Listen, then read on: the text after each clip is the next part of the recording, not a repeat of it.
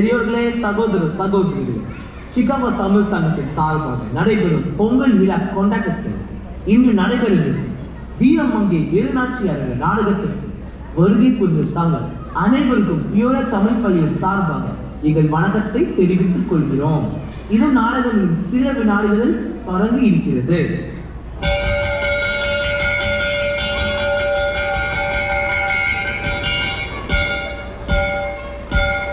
16ஆம் நூற்றாண்டில் இந்திய நாட்டிற்கு தாங்கள் வணிகத்திற்காக வந்த பிரிட்டனின் கிழக்கிந்திய கம்பெனி கொஞ்சம் கொஞ்சமாக இந்திய நாட்டை அடிமையாக திட்டம் தீட்டி கொண்டிருந்த காலத்தில் அவர்களுக்கு எதிரான முதல் விடுதலை போராட்டத்தை நடத்தி வெற்றி பெற்ற வீரமங்கை வேலுநாச்சியார் அவர்களின் சரித்திர கதையை இதோ உங்கள் முன் சமர்ப்பிக்கிறோம்.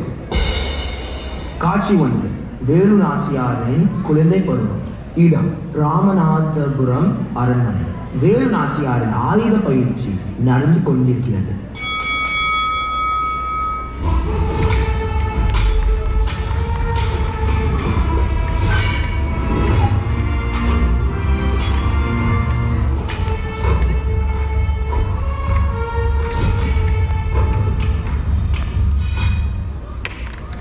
பலே வேலுநாச்சியா, பலே!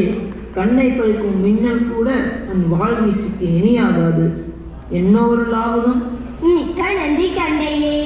உங்களுக்கு தெரியுமா, நான் 2 கைகளாலும் வாழ் சுழற்ற கற்றுக்கொள்ளப் போகிறேன். சபாஷன் தங்க மகளே. இளவரசிக்கு இணையாக இந்த ராமநாதபுரம் சமஸ்தானத்தில் மட்டுமில்லை, இந்தியாவில் எந்த சமஸ்தானத்திலும் வாழ் வீரர்கள் கிடையாது ராஜா. இதையேதான் அவளுக்கு பாடம் கற்பிக்கும் ஆசானம் சொல்கிறார். எல்லா மொழிகளையும் ஆழமாக கற்றுக்கொள்கிறாளாம். பிரெஞ்சு உருது கூட விட்டு வைத்ததில்லையாம். அது மட்டும் அல்ல தந்தையே, வளரி, சிலம்பம், குதிரை ஏற்றம், வீழ்வித்தை என அத்தனையும் கற்றுத்தளிவேன். என் அருமை மகளே, இந்த விஜய ரகுநாத சேதுபதிக்கும் உன் அன்னை முத்தாத்தாளுக்கும் இதைவிட வேற என்ன பெருமை இருக்க போகிறது? மிக்க மகிழ்ச்சி. என்ன இருந்தாலும் தங்களுக்கு ஆண் வாரிசு இல்லை என்று தாங்கள் வருத்தப்பட்டதில்லையா? 8 அறிவினில் ஆணுக்கு பெண் நிலைபிலை ஆசானே. என் மகள் எனக்கு விருப்பமான எல்லா கலைகளையும் கற்றுக்கொள்வாள். அதற்கான வாய்ப்புகளை நான் முடிந்த அளவு உருவாக்கி கொண்டே இருப்பேன். ஒரு பெண்ணிற்கு கிடைக்கும் வாய்ப்புகள் ஒரு சமுதாயத்தின் உயிர்வுக்கே தூணாகும். அவள் ஆசைப்படி வீர கலைகள் அனைத்தையும் கற்று தேர்ந்த வீராங்கனையாக வளர்ந்தார். காட்சி 2. வேலுநாச்சியாரின் திருமண பருவம். சிவகங்கை சீமை மன்னர் முத்துவடுகநாதர் உன்னை மணக்க விரும்புகிறார். உன் விருப்பம் என்னம்மா? அவரை பற்றி நான் அறிந்த செய்தி வாயிலாக அவரின் தந்தையைப் போலவே பெண்களை மதிக்கும் அன்புள்ளவராக தெரிகிறார். எனக்கு கணவராக மட்டுமல்லாமல் உற்ற தோழனாகவும் இருப்பார் என்று நம்புகிறேன். எனக்கு சம்மதம்.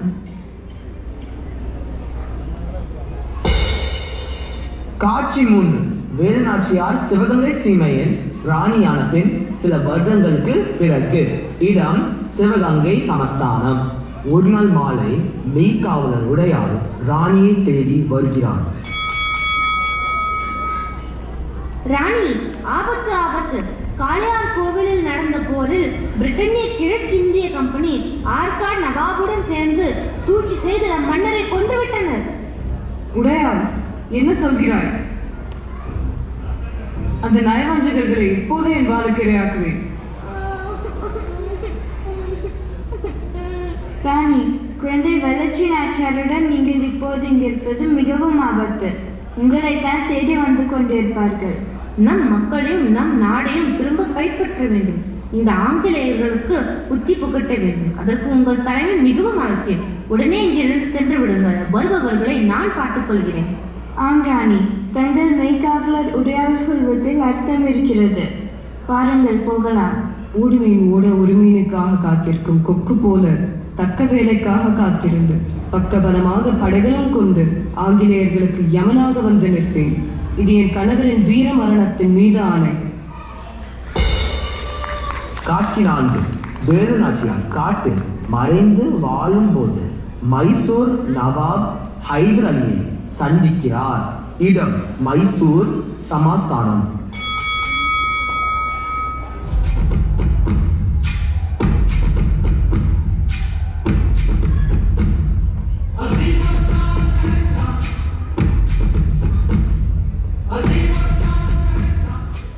மைசூர் சமஸ்தானத்தின் நவாபாம் இந்த ஹைதர் அலியை சந்தித்தே தீர வேண்டும் என்ற வேட்கையோட காத்திருக்கும் நீங்கள் யார்? மன்னருக்கு வணக்கம். நாங்கள் சிவகங்கை சீமையின் வீரர்கள். ஆங்கிலேயரின் சூழ்ச்சிகளையே புரிந்து கொண்ட மன்னர் நீங்கள். அந்த நாய்வஞ்சர்களிடமிருந்து எங்கள் சிவகங்கை சீமையை மீட்பதற்கு தங்கள் படை உதவியை நாடி வந்திருக்கிறோம். சிவகங்கை சீமையின் மன்னர் இறந்து விட்டாரே, யார் அதை மீட்க போடுவது? அரசியலா அரண்மனையை மீட்டு யாருக்கு கொடுப்பது? அதற்கு என் படைகளை நான் ஏன் பணிய வைக்க வேண்டும்? எங்கள் மன்னர் வஞ்சனையால் கொல்லப்பட்டார். அது முறையான போரை அல்ல. அதற்கான பாடத்தை அவர்கள் கற்றையாக வேண்டும். பிரெஞ்சு உதவியை தாங்கள் பெற்றது போல் உங்களை நாடி நாங்கள் வந்திருக்கிறோம். हुजूर आली, आपका ताउन न सिर्फ हमारे लिए मददगार है बल्कि आपकी सहावत का भी सबूत है. புரிகிறது. உன்னுடன் இருக்கும் இந்த பெண் யார்? உருது மொழியில் புலமை பெற்றோராக இருக்கிறாளே. மன்னா, சிவகங்கை சீமை மக்களின் பிரதிநிதி நான். ராஜ்யம் அரசர்களின் உரிமை மட்டுமல்ல, அந்த நாட்டு மக்களின் பாதுகாப்பை உறுதி செய்யும் கடமை கூட அவர்களுக்கு இருக்கிறது. என் மக்களையும் தாய்நாட்டையும் மீட்கும் வேள்வி தீயை மனதில் சுமந்து கொண்டிருக்கும் வேலு நாச்சியார், சிவகங்கை சீமையின் ராணி நான்.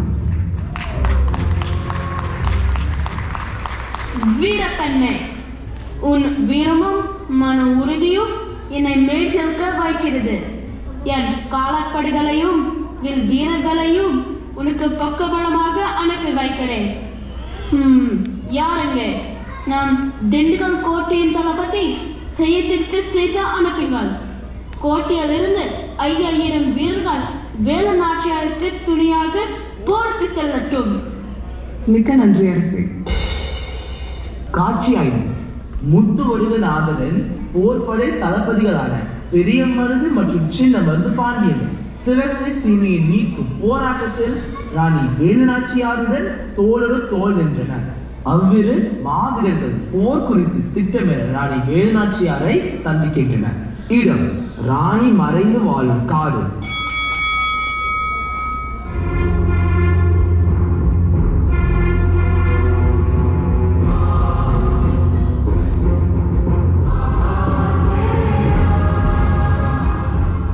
ராணியாரே, வேலை வந்து விட்டது என்று தாங்கள் செய்தி அனுப்பினீர்கள். இந்த நாளுக்காக தான் காத்திருந்தோம். ஆம் தேவி, பெரிய மருது சொன்னதைப் போல இந்த வேலையை மனதில் கொண்டுதான் மன்னர் முத்துவடுகநாதனின் இறப்பிற்கு பிறகும் இந்த உயிரை சுமந்து கொண்டிருக்கிறோம். உங்கள் மெய்க்காவலர் ஒளியால் ஆங்கிலேயரால் அணு அணுவாக சித்திரவதை செய்து கொல்லப்பட்டது அறிந்தும் கைகள் கட்டுண்டு கிடந்தும் திட்டத்தை உடனே திருவியுங்கள். மன்னர் ஹைதர் அலி மைசூர் சமஸ்தானத்தின் படைகள் நமக்கு உதவும் என உறுதியளித்து விட்டாரா? ஆம், நீங்களும் நம் படைகளை தயார் செய்யுங்கள். உடையார் பெண் படைகளை சேனாதிபதி குயிலியிடம் கொடுத்து தயார்படுத்த சொல்லுங்கள். இம்முறை நவராத்திரியின் போது நம் படைகள் கோட்டைக்குள் இறங்கி தாக்குதலை ஆரம்பிக்க வேண்டும். அதற்கு முன் படைகளை கொஞ்சம் கொஞ்சமாக சிவகங்கை சீமைக்கு அனுப்பி வைக்க வேண்டும். போரின் கொடுமை என் மக்களை தீண்டக்கூடாது. உதரவாணி, காற்றில் எங்கும் போர் போர் என்று ஒலிக்கிற போகிறது. வெற்றிவேல் வீரவேல், வெற்றிவேல் வீரவேல். தளபதிகளே, என் பெண் படையில் உள்ள வீராங்கனைகள் ஊருக்குள் சென்று மக்களை கொஞ்சம் கொஞ்சமாக வண்டியில் வெளியே அனுப்பி வைப்பார்கள். திரும்பி ஊருக்குள் செல்லும் போது அந்த மக்களுக்கு பதிலாக வீரர்கள் செல்ல வேண்டும். இதனால் ஆங்கிலேயர்களுக்கு ஊருக்கும் மக்கள் எண்ணிக்கையில் எந்த சந்தேகமும் வராது. இதுவே ராணி வேலுநாச்சியாரின் திட்டம். அறிவில் சிறந்த ராணி வேலுநாச்சியார் வரலாற்று முக்கியத்துவம் வாய்ந்த இந்த மகத்தான போருக்கு இன்றும் மெய் சேர்க்க வைக்கிறது. காட்சி 6 மாத காலத்துக்கு பிறகு விஜயதசமி அன்று. இடம் சிவகங்கை சீமையின் கோட்டை வாயில். Hey people, stop! The entry to the fort is limited to women only today. We have an armory that's set up with all our weapons. We will banda சுத்தலிஜலே. Don't get yourself into trouble. பெண்களுக்கு மட்டுமே கோட்டைக்குள் அனுமதி. உடையார் படை பெண்களும் கோயிலுக்கு போவதைப் போல கோட்டைக்குள் நுழைந்து விடலாம். ஆயுதங்களை நெய்ப்பாறைகளிலும் இலக்குகளிலும் மறைத்து எடுத்து செல்லலாம். குயிலி, ஆங்கிலேயர்களின் ஆயுத கிடங்கில் இருக்கும் பீரங்கிகளும் வெடிமருந்துகளுக்கும் நம்முடைய வில்லும் வேலும் எப்படி பதில் சொல்லும்? நாம் என்ன செய்ய போகிறோமோ? என்னிடம் அதற்கு ஒரு உத்தி இருக்கிறது. தாய்நாட்டின் சுதந்திரத்தை காட்டிலும் இந்த உடல் கூட்டில் இருக்கும் உயிரா முக்கியம். இப்போதே அந்த ஆயுதக்கிழங்கை தகர்த்து விடுகிறேன். வெற்றிவேல் வீரவேல். ஐயோ தளபதி, என்ன செய்கிறீர்கள்? என்ன இது? தாங்கள் தீக்கு இரையாக போகிறீர்களா? என் மீது நான் பற்ற வைக்கும் இந்த சுதந்திர தணல் நம் நாட்டு மக்கள் வாழ்வில் விடுதலை சுடராகி அடிமை இருளை நீக்கட்டும். ராணி வேலுநாச்சியாரின் வெற்றி சரித்திரத்தில் இந்த குயிலியின் பேர் ஒரு ஓரத்தில் இருக்கட்டும்.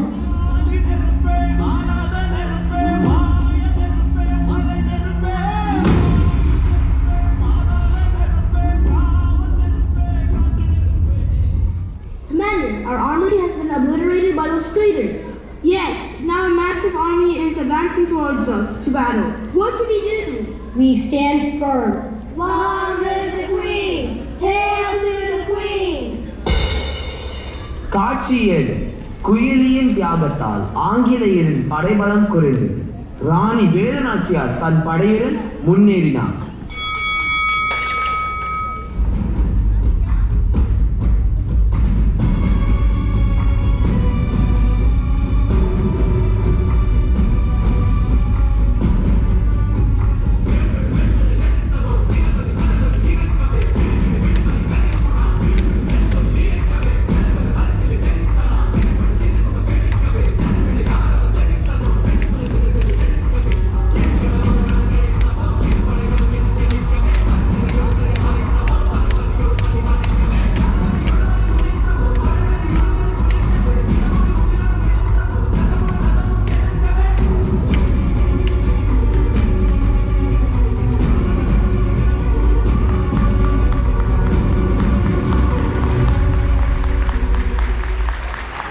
குயிலியின் வீரத்தையும் முன்யோசனையையும் எப்படி புகழ்வது?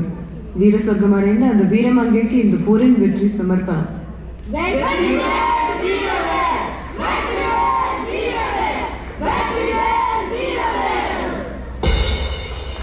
ஆங்கிலேயருக்கு எதிராக இந்திய மண்ணில் நடந்த முதல் போர் ராணி வேலுநாச்சியாரின் வீரப்போரை. காட்சி 8. ராணி வேலுநாச்சியார் தன் 8 வருட அயராத போராட்டத்துக்கு பின்னால் 1780ஆம் ஆண்டு ஆங்கிலேயரை வென்று சிவகங்கை சீமையை மீட்டெடுத்தார்.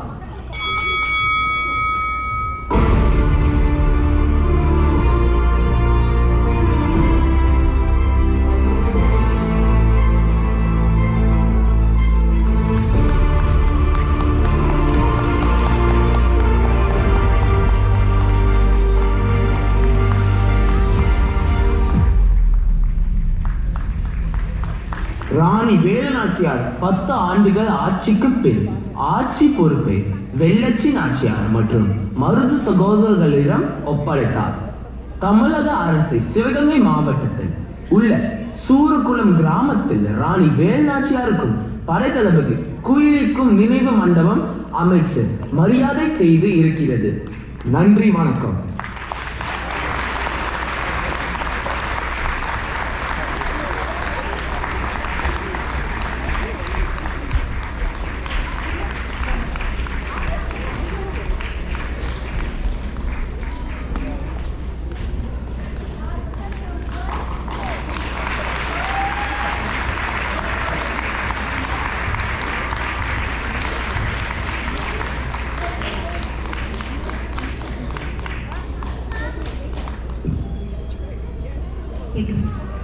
அனைவருக்கும் வணக்கங்க. பியோரியா தமிழ் பள்ளியிலேருந்து கிட்டத்தட்ட இங்கேருந்து ஒரு 2 மணி நேரம் டிஸ்டன்ஸில் இருக்குது.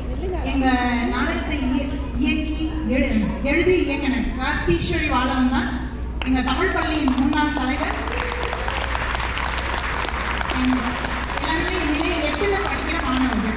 எங்களுக்கு இந்த வாய்ப்பளித்த சிகாகோ தமிழ்ச்சங்கத்திற்கும் இதை எங்களுக்கு ஆர்கனைஸ் பண்ணி கொடுத்த நிர்மலா, பவித்ரா, என் நைனார், விஜய், இவங்க எல்லாருக்கும் ரொம்ப நன்றி சொல்லிக்கிறோம். தேங்க்யூ. எல்லா வில்லு வாழு காஸ்டியூம் எல்லாத்துக்கும் சுகன்யா அண்ட் ஜெயந்தி, அப்புறமா சௌமியா அவங்களுக்கும் கார்த்திகேயன் அவர்களுக்கும் ரொம்ப நன்றி. அண்ட் இந்த பிரம்மாண்டமான MP4 முழு உழைப்பும் கோகிலாதேவி நடேசன். நன்றி நன்றி.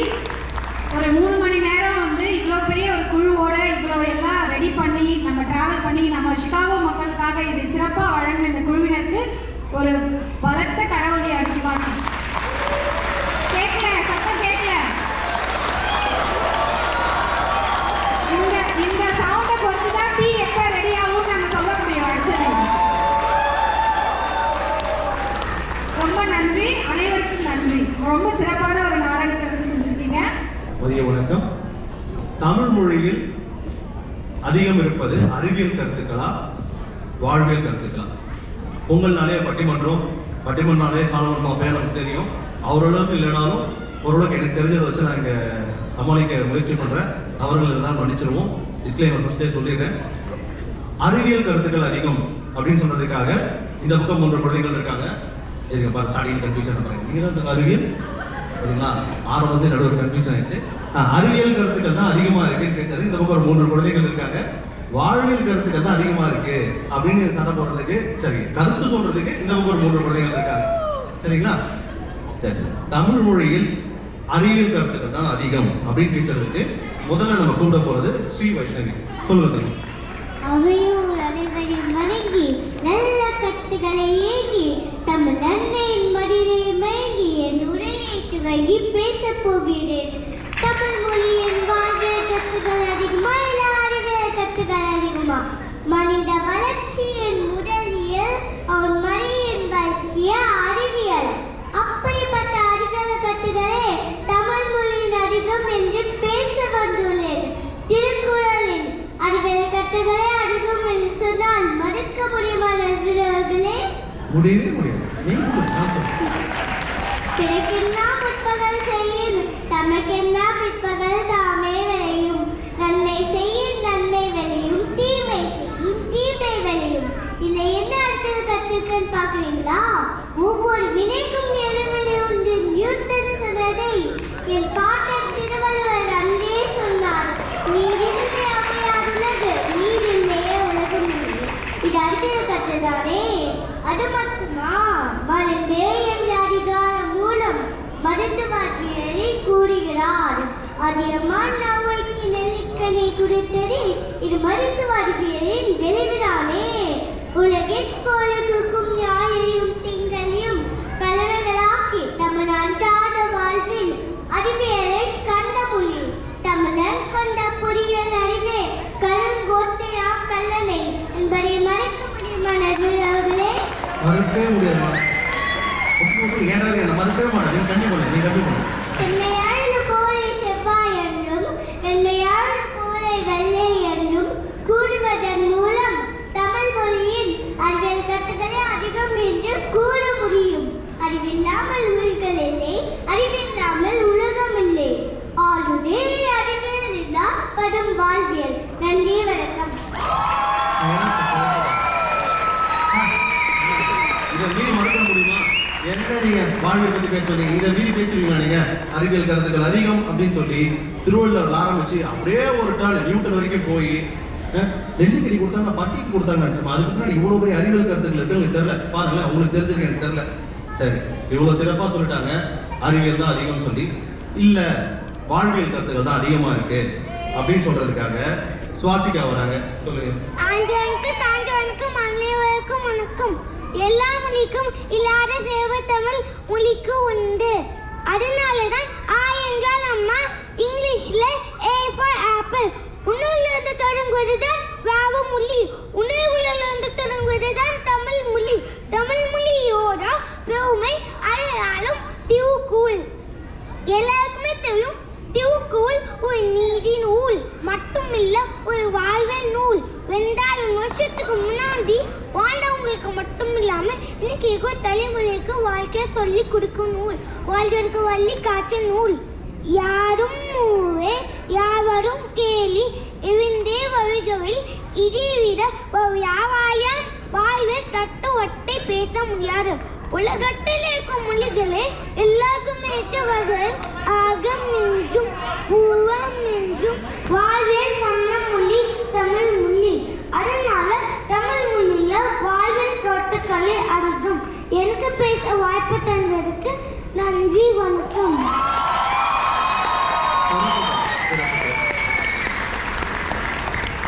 நீங்க பேசுறது எனக்கு சத்தமா கேட்டுச்சா? மைக் அங்க ஒர்க் ஆக போல, அதை நான் கவனிக்காம விட்டேன். சரி, இந்த மாதிரி கியூட்டா பேசுறீங்க, யாரும் மறுக்க முடியாது. அறிவியல் வேஸ்ட். வாழ்வியல் சொல்றோம் நம்ம. வாழ்வியல் சிறப்பா இருக்கு. திருக்குறள் அதுவும் எடுத்துக்காட்ட சொன்னாங்க. அறிவியல்ல அவங்க பொருளையே எடுத்து அவங்களுக்கு செய்யணுன்ற மாதிரி திருக்குறள்ல எடுத்து வாழ்வியல் கருத்துக்கள் தான் அதிகம் சொல்லிட்டாங்க. சரி, ரெண்டு பக்கம் பேலன்ஸா போயிட்டு இருக்கு. சரி, முன்னுரை முடிந்தது. அடுத்து பொருள் வரைக்கும் வருவோமா?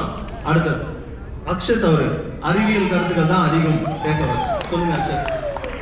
வணக்கத்துக்கும் போற்றுதலுக்கும் உரிய பெரியோர்களே, தாய்மார்களே, இளைஞர்களே மற்றும் சிறுவர் சிறுமிகளே, உங்கள் அத்தனை பேர்களுக்கும் மெய்தர் நடுவருக்கும் என் பணிவான வணக்கம்.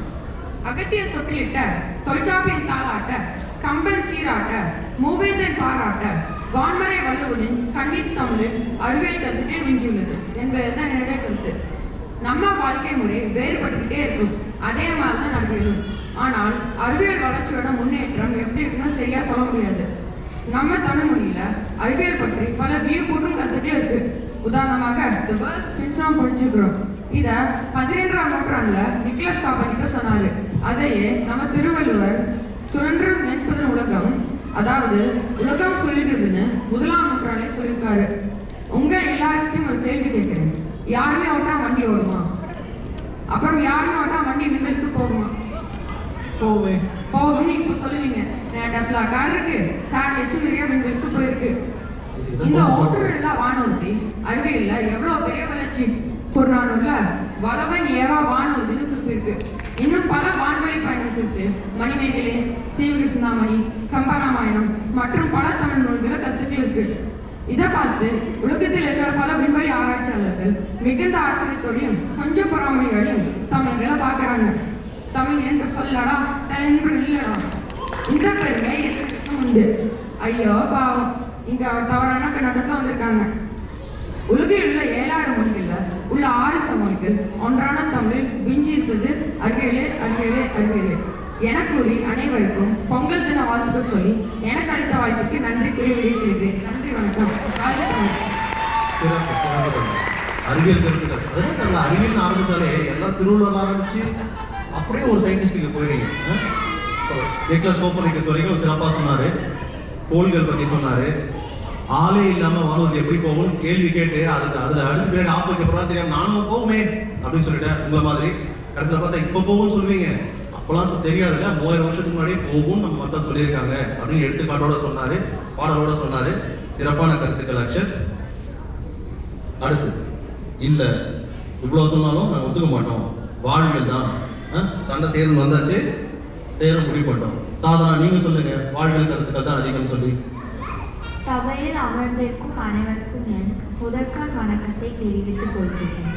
என் பெயர் சாதனா. நான் 7ஆம் வகுப்பு படித்துக் கொண்டிருக்கிறேன். நான் இன்று தமிழில் வாழ்வியல் கருத்துக்கள் தான் அதிகம் என்ற தலைப்பில் பேசப் போகிறேன். தமிழில் வாழ்வியல் கருத்துக்கள் தான் அதிகம். ஏனென்றால் தமிழில் சிறந்து விளங்கும் நூல்கள் இன்று போற்றப்படும் திருக்குறள் ஆயினும், ஔவையார் எழுதிய ஆத்திச்சூடி ஆயினும், அல்லது பாரதியார் மற்றும் பாரதிதாசன் எழுதிய நூல்கள் மற்றும் நாம் படிக்கும் பாடப்புத்தகத்தில் உள்ள அனைத்து கவிதைகள் மற்றும் தொகுப்புகள் இவை அனைத்துமே வாழ்வியல் கருத்துக்களை தான் குறிக்கின்றன. மேலும் கணியன் பூங்குன்றனார் எழுதிய யாதும் ஊரே யாவரும் கேளீர் என்ற புறநானூற்று பாடல் தமிழ் மொழியில் உள்ள வாழ்வியல் கருத்துக்களுக்கு ஒரு மிக சிறந்த உதாரணம். அன்பார்ந்த நடுவர் அவர்களே, இந்த கூற்றுக்கு மேலும் வலு சேர்ப்பது போலுள்ள ஒரு நடுப்பு நிகழ்வை உங்களோடு பகிர்ந்து கொள்ள விரும்புகிறேன். ஐக்கிய நாடுகள் பொது சபையின் முகப்பில் பல்வேறு மொழிகளில் உள்ள ஆகச் சிறந்த கருத்துக்கள் வரிசைப்படுத்தப்பட்டுள்ளது. அவ்வரிசையில் தமிழ் மொழியின் சார்பில் யாதும் ஊரே யாவரும் கேளீர் என்ற வாழ்வியல் கருத்துதான் பொறிக்கப்பட்டுள்ளது. அறிவியலுக்கு இதில் இடமில்லை. ஐக்கிய நாடுகள் சபையை வாழ்வியல் கருத்துக்களை அங்கீகரித்திருப்பதை தாண்டி வேறு எந்த சான்றும் தேவையில்லை என்பது என் தாழ்மையான கருத்து. ஆதலால் தமிழில் அறிவியல் கருத்துக்கள் அதிகமாக வர வேண்டும் என்றும் தமிழில் அறிவியல் கருத்துக்கள் அதிகம் இல்லை என்று வருத்தத்துடன் தெரிவித்துக் கொண்டோம். வாய்ப்பு அளித்தமைக்கு நன்றி கூறி விடைபெறுகிறேன். நன்றி, வணக்கம். வருத்தத்துடன் தெரிவித்துள்ளோம். ரொம்ப நக்கல்ல. அறிவியல் கருத்துக்கள் ஒன்றும் இல்லை, வாழ்வியல் கருத்துக்கள் தான் அதிகம் இருக்கு. யாரும் ஊரே யாவரும் கேளு. நீங்களா ராக்கெட் சொன்னீங்க, யுனைடெட் நேஷன்ஸ் வரைக்கும் போயிட்டோம்ப்பா, ஐநா சபை வரைக்கும் போயிட்டோமே. வாழ்வியல் கருத்துக்களை வச்சுட்டு பாரதியார் பாரதிதாசன் பாடல்கள்லாம் இருக்கு அப்படின்னு வாழ்வியல் கருத்துக்கள் சொல்லிட்டாங்க. சரி, இப்போ இந்த பக்கத்தோட கடைசி முறையா எல்லாத்தையும் தொகுத்து வழங்குறதுக்காக அறிவியல் கருத்துக்கள் தான் இல்லை, தான் கடைசியா ஒரு ஷார்ட் அடிச்சு பார்ப்போம். அறிவியல் கருத்துக்கள் தான் அதிகம் அப்படின்னு பேசுறதுக்காக இந்த பக்கம் வேதிகா வராங்க. சொல்லுங்க வேதிகா, உங்க கருத்துக்கள். ஆற்றோருக்கும் சான்றோருக்கும் அவையில் வீற்றிருக்கும் என்னை போற்றோருக்கும் அறிவியலே என்று தீர்ப்பளிக்கவிருக்கும் நடுவருக்கும் எனது அன்பு வணக்கங்கள். தமிழ் மொழியில் அறிவியல் கருத்துக்களே அதிகம் என்ற உறுதியான நிலைப்பாட்டை தக்க சான்றுகளோடு பகிர்ந்து கொள்ள விளைகிறேன். முதலில் என் முப்பாட்டை என் திருவள்ளுவரிடமிருந்து துவங்குகிறேன். திருக்குறள் ஒரு அறிவு பெற்றதும். திருக்குறளில் அறிவியலை பற்றி பல குறள்கள் ஏற்றிருந்தாலும் ஒரு பானை சோற்றுக்கு ஒரு சோறு பாதம் என்பதை போல ஒரு குறளை கூறி என் கருத்தை வலியுறுத்துகிறேன். நெடுங்கடலும் தண்ணீர்மை குஞ்சும் தடுங்கழலி தானழகா தாங்கிவிடு. சுமார் 300 ஆண்டுகளுக்கு முன்புதான் கடல் நீர் ஆவியாகி மழை பொழிகிறது என்று அறிவியல் உலகம் நமக்கு உறுதி செய்தது. ஆனால் சுமார் 3000 ஆண்டுகளுக்கு முன்பே திருவள்ளுவர் நமக்கு இதை பற்றி எடுத்துரைத்தார். இதை போலவே தொல்காப்பியத்திலிருந்து ஒரு சில சான்றுகளை சமர்ப்பிக்க ஆசைப்படுகிறேன். கிமு 384 பிறந்த அரிஸ்டாட்டில் இந்த உலகமானது நிலம், நீர், காற்று, நெருப்பு என்னும் 4ஆல் தான் நிலைநிற்கிறது என்று கூறினார். அதையே அறிவியல் உலகமும் பின்பற்றியது. ஆனால் சில 100 ஆண்டுகளுக்கு முன்புதான் அந்த தவறை திருத்தி ஆகாயம் உள்ளடக்கிய ஐம்பூதங்களை ஏற்றுக்கொண்டது. ஆனால் தொல்காப்பியத்தில் 635வது பாடலில் நிலம், தீ, நீர், வலி, விசமோடைந்தும் கலந்த மயக்கம் உலகு என ஐம்பூதங்களை அடையாளப்படுத்துகிறார். தொல்காப்பியத்தில் மற்றொரு பாடலில் புல்லும் மரணும் ஓரறிவெனவே நத்தும் முரலும் ஈரறிவெனவே சிதலும் எறும்பும் மூவறிவெனவே நட்டும் தும்பியும் 4அறிவெனவே மாவும் புல்லும் 5அறிவெனவே மக்கள் நாமே 6 உயிரே என ஒவ்வொரு உயிரின் அறிவுகளை பற்றி நமக்கு விளக்குகிறார். இதில் முக்கியமான வரியே இது வரும் முதல் வரிதான். புல்லும் மரணும் ஓரறிவென. இது புல், மரம் போன்ற தாவரங்கள் ஓரறிவுடையது, அதாவது தொழிலறிவு. இந்த கருத்தானது சமகால உலகில் சுமார் 300 ஆண்டுகளுக்கு முன்புதான் ஜே.சி. போஸ் என்னும் அறிவியல் அறிஞர் பிளான்ட் நியூரோ சிஸ்டம் செடிகள் நரம்பு மண்டலம் என்னும் ஆய்வினால் உலகிற்கு உணர்த்தினார். ஆனால் பல்லாயிரம் ஆண்டுகளுக்கு முன்பே தொல்காப்பியத்தில் அமைந்திருப்பது நமக்கு எவ்வளவு பெரிய பெருமை. நடுவர் அவர்களே, மேற்கொண்டு என் கருத்துக்களை பகுப்பாய்ந்து தமிழ் மொழியில் அறிவியல் கருத்துக்களை அதிகம் என தீர்ப்பு நல்கி தமிழ் மொழியில் அறிவியல் தொன்மையை உலகிற்கு உறக்கச் செய்ய உதவி செய்வீர்கள் என்ற நம்பிக்கையோடு வாய்ப்பிற்கு நன்றி கூறி விடைபெறுகிறேன். நன்றி, வணக்கம். சிறப்பு தமிழ்.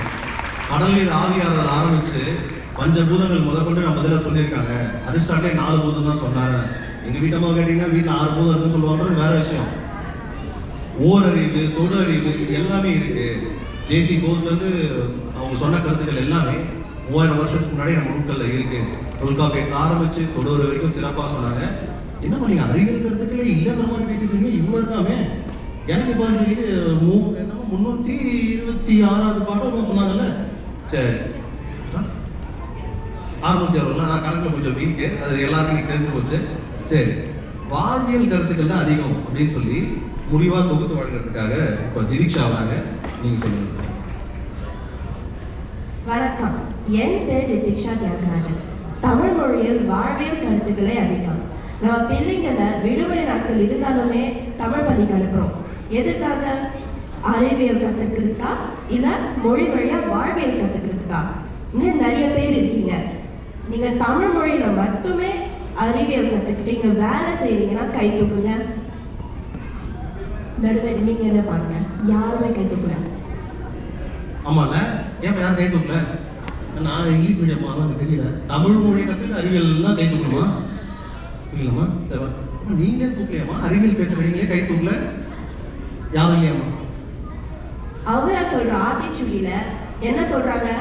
எதிரணியில் சொல்கிற மாதிரி ராக்கெட் இப்படி கட்டணும், எந்த மருந்துக்கு என்ன நோய் வந்து செட் ஆகும் அது சொல்கிறாங்களா?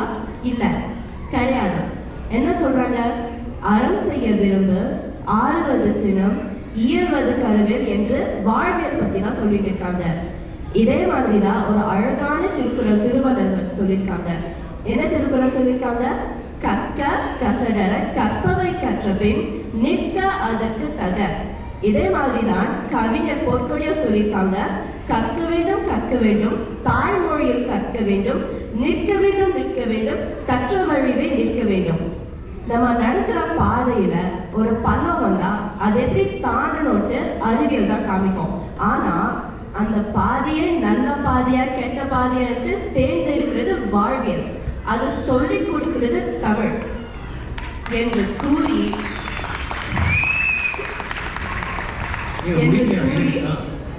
வாய்ப்பு அளித்ததற்கு நன்றி, வணக்கம்.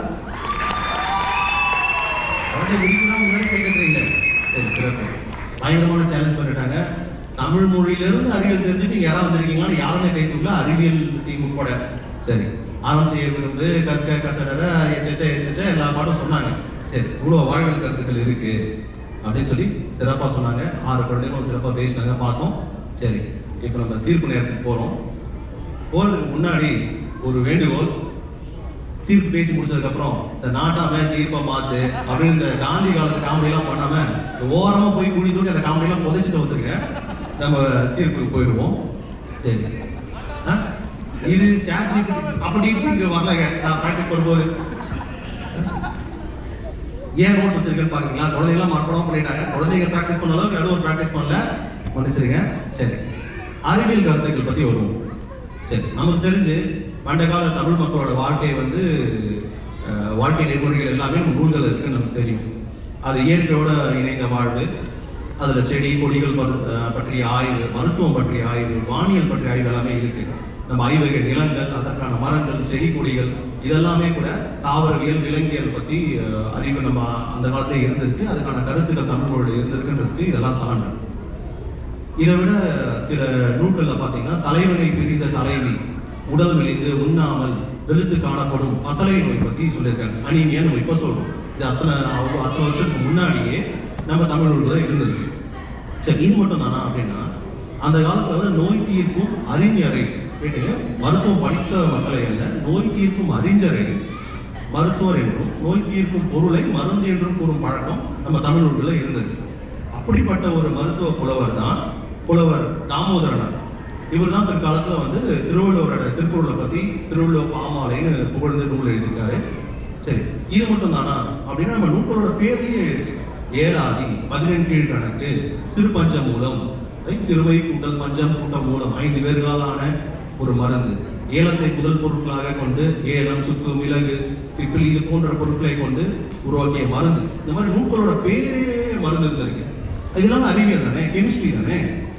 சரி, இது மட்டும் தான் இருக்கா அப்படின்னா இன்னும் கொஞ்சம் டீப்பாக போனால் அறுவை சிகிச்சை பற்றிய குறிப்புகள் கூட தமிழ் மொழியில் இருந்திருக்கு.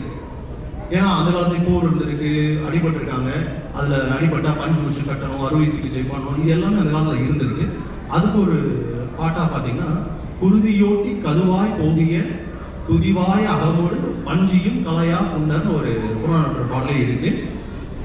சரி, இது மட்டும் தானா அப்படின்னா நம்ம குழந்தைகள்லாம் அடிக்கடி எடுத்து சொன்னா நமக்கு எல்லாம் ரொம்ப பரிச்சயமான திருக்குறளையும் ஒரு குறள் இருக்கு. மிகினும் குறையினும் நோய் செய்யும் நூலோர் வலி முதலா எண்ணிய மூன்று. அதாவது வாதம், பித்தம், சிலேத்துவம் இது வந்து அதிகமாக போனாலும் பிரச்சனை, கம்மியாக போனாலும் பிரச்சனைன்னு திருவள்ளுவர் சொல்றாரு. இது வராமல் இருக்கிற என்ன பண்ணும்? பசி வரும்போது சாப்பிடணும், அளவா சாப்பிடணும், நேரத்தோட சாப்பிடணும், சாப்பிட்ட சாப்பாடு செரிச்சதுக்கு அப்புறம் சாப்பிடணும். இப்படி இருந்தால் எந்த நோயுமே வராது அப்படின்னு திருவள்ளுவர் சொல்லியிருக்காரு. இதுவும் அறிவியல் தானே, மெடிசன் பற்றி பேசினது. சரி, இப்போ இவ்வளோ சைடு அறிவியல் கருத்துக்கள் இருக்குன்னு பார்த்தோம். வாழ்வியல் கருத்துக்கள் வேற என்னென்ன இருக்கு? திருக்குறள் வந்து எடுத்தாலுமே நல்லொழுக்கத்தை பற்றி, நீதிமுறை, மாசு இல்லாத வாழ்க்கை, சகிப்புத்தன்மை, இந்த காலத்துக்கு ரொம்ப தேவையான சகிப்புத்தன்மை, இந்த மாதிரி பல டாபிக் பற்றி அவர் கவர் பண்ணியிருக்காரு. அதுலேயும் வந்து குறிப்பாக ஒரு குறள், அறம் செய்ய மறந்தவர் ஆக்கமும் ஆக்கற்றும் உணர்ச்சியில் ஒருபுறம். இது வந்து என்ன சொல்றாருன்னா, நீங்கள் அறமாக வாழ்ந்தீங்கன்னா உங்கள் வாழ்க்கையில் சரியான வழியில் செல்ல முடியும். அறத்தை மறந்தா வாழ்க்கைன்றது மாயா மாயா சாயா சாயம் அந்த காலத்தில் திருவள்ளுவர் சொல்லிட்டாரு. சரி, இது மட்டும் தானா? நமக்கு சிலப்பதிகார நூல் எடுத்தீங்கன்னா அதில் இருக்கக்கூடிய காதல், வஞ்சம், பழி வாங்குதல், இந்த மாதிரி அதுக்கான திருமணத்துக்கு இடையான உறவுகள், இதை பற்றி பல குறிப்புகள் அந்த காவியத்தில் இருக்கு. சரி, இது மட்டும் தானா? பாரதியார், ஏன்னா இவங்க எல்லாருமே சங்க காலத்தில் சொல்ல, லேட்டஸ்ட் சொல்லணும்னா பாரதியாரோட எடுத்த சாதிகள் தேடி பாப்பான்னு சொன்னது கூட ஒரு வாழ்வியல் கருத்து தான், நம்ம எப்படி இருக்கணும்னு சொல்றதுக்காக. பெரியாரோட அண்ணாவோட எழுத்துக்களும் வாழ்வியல் கருத்துக்கள் தான். அது எழுத நம்ம திராவிடத்தை இன்னும் அணையாமல் எரிஞ்சிட்டு இருக்குன்றதும் மறக்க முடியாத உண்மை. ஸோ இந்த மாதிரி அந்த காலத்துல இருந்து இந்த காலத்து வரைக்குமே எல்லா இடத்துலையும் வாழ்வியல் கருத்துக்கள் அதிகமாக இருந்தது. சரி, இப்போ ரெண்டு சைடும் செட் பண்ணி பார்க்கணும். அறிவியல் கருத்துக்கள் இருக்கு, இல்லைன்றதை மறுக்க முடியாது. அதெல்லாம் ஆதாரத்தோட சயின்டிஸ்ட் இப்போ சொன்னது 3000 வருஷத்துக்கு முன்னாடியிலேருந்து இருந்திருக்கு அப்படின்னு ஆதாரத்தோடு நம்ம ப்ரூவ் பண்ணிட்டாங்க. இருந்தாலும் இன்றைய தலைப்பு தமிழ் மொழியில் அதிகம் இருக்கு கருத்துக்கள், அறிவியலா வாழ்வியலான்னு சொல்லும்போது நம்ம அந்த காலத்துலேருந்து இந்த காலம் வரைக்கும் நம்ம தமிழ் மொழியும் நம்ம தமிழ் நூட்களும் நம்மளை என்றும் வந்து நம்ம வாழ்வை நடத்தி கொண்டு போவதற்கு உதவியாக இருந்திருக்கு. அதற்காக அதில் இருந்த கருத்துக்கள் வாழ்வியல் கருத்துக்களே என்று கூறி வாய்ப்பளித்த அனைவருக்கும் நன்றி விடைபெறுகிறோம். நன்றி, வணக்கம்.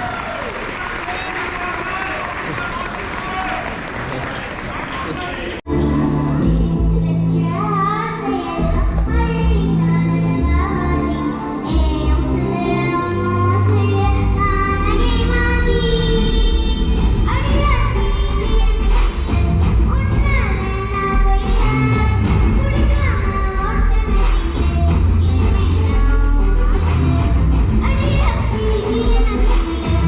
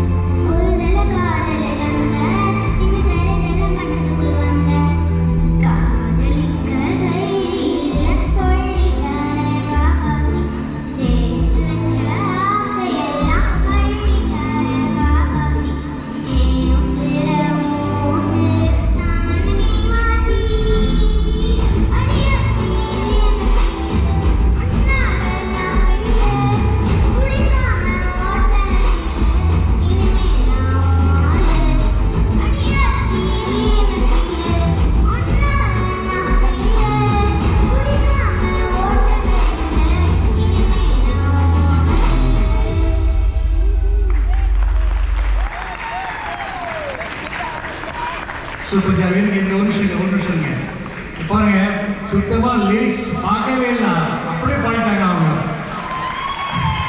Amazing talent. Oh my God. உங்க பேர் சொல்லுங்க. ஆராத்யா. என்ன வயசாகும்? 6. ஐயோ. Thank you.